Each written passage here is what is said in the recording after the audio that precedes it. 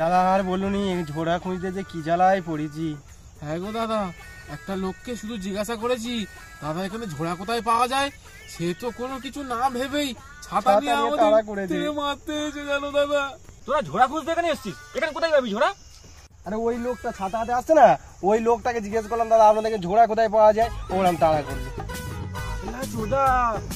তোরা ওকে বলছিস ঝোড়ার কথা, ওর নামই তো ঝোড়া। ওকে তো ঝোড়া বলে রেগে যায়। ওরা